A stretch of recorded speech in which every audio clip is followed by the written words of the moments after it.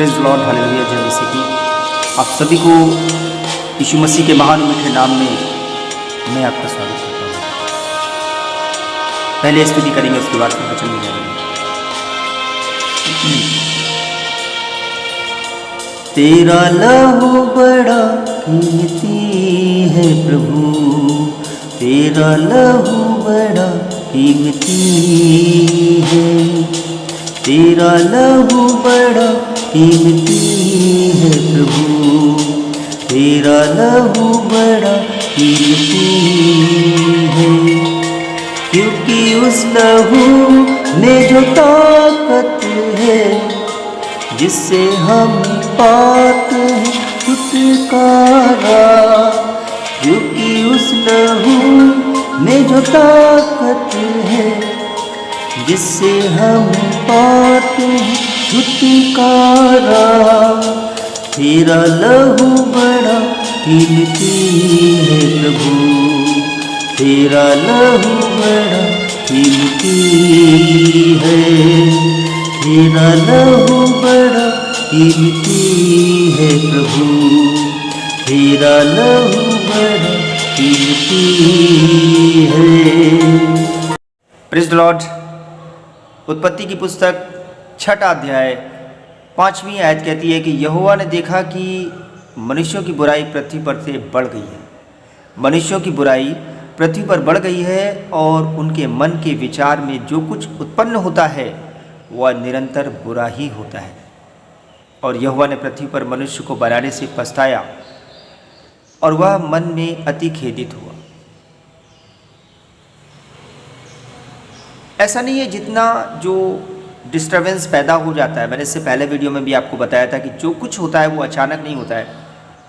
बहुत सारी गॉड्स की वार्निंग आती है, परमेश्वर चेताते हैं, पवित्र शास्त्र बताता है कि उन कामों को मत करना जिससे परमेश्वर की आत्मा शोकित होती है।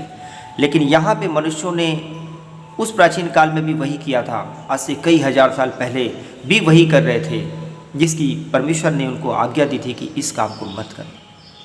लेकिन यहाँ पे जब बहुत ज़्यादा वो उन्होंने वही काम किए तो यहाँ पे देखिए परमेश्वर का पवित्र शास्त्र कहता है कि यहोवा ने देखा कि मनुष्यों की बुराई पृथ्वी पर बढ़ गई है। बुराई मतलब बुरे बुरे काम बहुत ज़्यादा बढ़ गए हैं और उनके मन के विचार में जो कुछ उत्पन्न होता है वो निरंतर बुराई होता है। जब बुराई बढ़ जाएगी तो आपके मन में सिर्फ बुरा ही उत्पन्न होगा।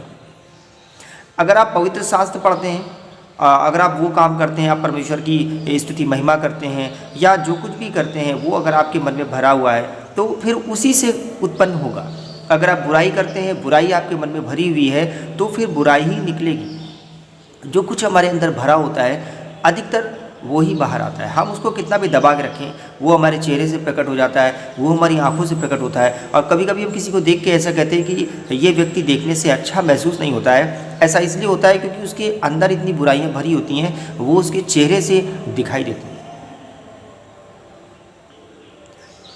7वीं वर्सेस कहती है, 6 अध्याय की 7वीं वर्सेस, तब यहोवा ने कहा, मैं मनुष्य को जिसकी मैंने सृष्टि की है पृथ्वी के ऊपर से मिटा दूंगा।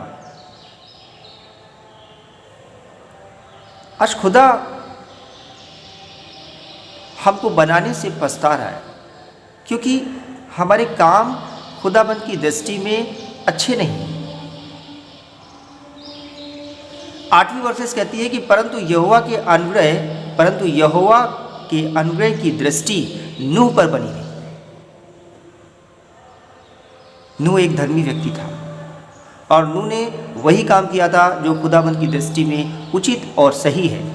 इसलिए जब यहोवा ने यह निश्चय कर लिया कि मैं पूरी पृथ्वी को नष्ट कर दूंगा, लेकिन उसकी दृष्टि नूह पर बनी रही क्योंकि वो धर्मी था, क्योंकि वो सही था, उसका चाल चलन अच्छा था, उसके रास्ते नेक थे, वो अच्छी बातें सोचता था, अपने हृदय में उसने अंदर से परमेश्वर के कलाम को भर रखा होगा, वो बुरे काम नहीं करता था।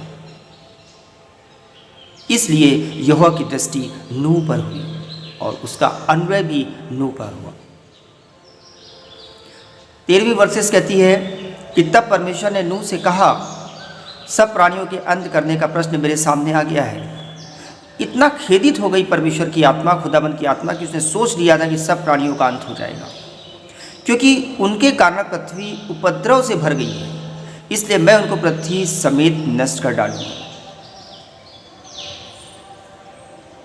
पृथ्वी उपद्रव से कब भरती है? जब वहाँ पे वो लोग बढ़ जाते हैं जिनकी सोच बुरी होती है, जिनके काम बुरे होते हैं, जिनके तौर तरीके बहुत ही खराब होते हैं, जो खुदाबंद की आत्मा को शोकित करते हैं। आज खुदाबंद पृथ्वी को नष्ट करने की बात कलाम में कह रहे हैं, लेकिन उसकी दृष्टि नूह पर, उसका अनुग्रह नूह पर हुआ था, क्योंकि नूह एक धर्मी पुरुष था, एक भला व्यक्ति था, अच्छी सोच रखने वाला व्यक्ति था और परमेश्वर की रास्तों पे चलने वाला व्यक्ति था। फिर नूह को परमेश्वर ने आज्ञा दी कि तू एक जहाज बना, और उसकी लंबाई चौड़ाई सब कुछ परमेश्वर ने नूह को बताया। 22 वर्सेस कहती है कि परमेश्वर की इस आज्ञा के अनुसार नूह ने किया। Hallelujah, praise the Lord. परमेश्वर की इस आज्ञा के, जब परमेश्वर ने नूह को आज्ञा दी तो नूह ने उसकी आज्ञा के अनुसार किया, कोई क्वेश्चन नहीं किया। नूह कोई कारीगर नहीं था, नूह कोई टेक्निकल व्यक्ति नहीं था।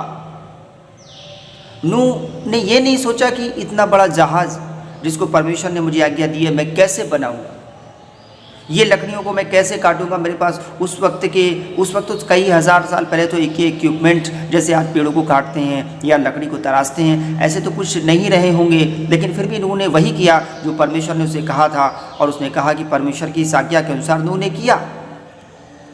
नूह ने एक्सेप्ट किया कि मैं बनाऊंगा, जबकि नूह अच्छी तरह जानता था कि मैं कारीगर नहीं हूँ। नूह को जहाज बनाना नहीं आता था, लेकिन नूह ये चीज़ जानता था कि जिस परमेश्वर ने मुझे आज्ञा दी है, जिस परमेश्वर ने मुझे आज्ञा दी है, वो मुझे जहाज बनाने की सामर्थ्य भी देगा। Praise the Lord. आप समझ रहे हैं मैं आपसे क्या कहना चाहता हूँ। नूह कारीगर नहीं था, नूह को जहाज बनाना नहीं आता था, लेकिन नूह ये जानता था कि जिस परमेश्वर ने, खुदाबंद ने उसको जहाज बनाने की आज्ञा दी है, वही परमेश्वर उसे जहाज बनाने की सामर्थ्य भी देगा। ये नूह जानता था, क्योंकि नूह खुदाबंद के रास्तों में चलने वाला एक भला व्यक्ति था और आत्मिक व्यक्ति था, और आत्मा के अनुसार वो जान गया था कि परमेश्वर हमारी जहाज बनाने में मदद करें, और परमेश्वर ने उसकी मदद की भी थी। उसको बताया भी था कि किस तरीके से कितना लंबा जहाज बनाना है और किस तरह की कौन सी लकड़ी को इस्तेमाल करना है। आज हमारे सामने भी बहुत सारी क्वेश्चंस आते हैं, खुदाबंद की बहुत सारी आयतें हैं, कलाम की बातें हैं। क्या हम उनके अनुसार, जिस तरह से खुदाबंद कलाम में बातचीत हमसे करते हैं, क्या हम उसमें क्वेश्चन नहीं करते कि नहीं परमेश्वर ये कैसे हो सकता है, मैं यीशु मसीह नहीं हूँ, मैं ऐसे कैसे कर पाऊँगा, मेरे लिए तो यीशु मसीह तो एक परमेश्वर के पुत्र थे, मेरे लिए कैसे संभव हो पाएगा, वो सब कुछ कर देते थे, मैं कैसे नहीं कर पाऊँगा। और बहुत सारे सवालात हो जाते हैं। क्यों नहीं हो पाएगा? क्यों नहीं हो पाएगा? जब परमेश्वर आपको करने की सामर्थ्य देंगे, तो वहाँ पे कलाम कहता है कि मैं परमेश्वर की सामर्थ्य में सब कुछ कर सकता हूँ। परमेश्वर आपसे आज्ञा देते हैं, और परमेश्वर आपको परीक्षा से बाहर, ऐसी आपको परीक्षा में नहीं डालेंगे जो आप उससे कर ना सकें या आपकी सामर्थ्य से बाहर हो।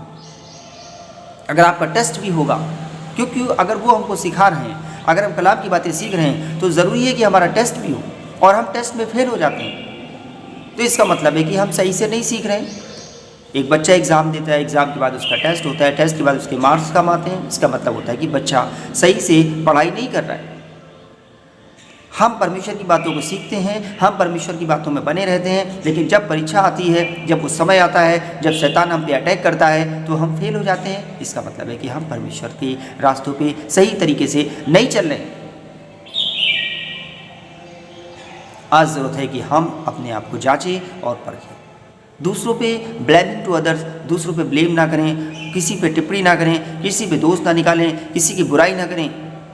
सिर्फ वही करें जो खुदाबंद अपने कलाम के ज़रिए हमसे बातचीत करते हैं, पवित्र शास्त्र बाइबल के ज़रिए हमसे जो बातचीत की जाती है, जो हमें सिखाया जाता है। अगर हम सिर्फ इतना कर लें, अगर हमसे नहीं हो पा रहा है, तो हम परमेश्वर से प्रार्थना करें, प्रभु ये बात मुझसे हो नहीं पा रही है, तू हमें सामर्थ्य दे।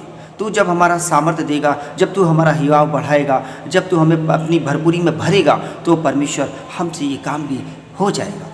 असंभव को संभव करने वाला परमेश्वर जब हमारे साथ में है, तो फिर हमारे विरोध में कौन खड़ा हो सकता है?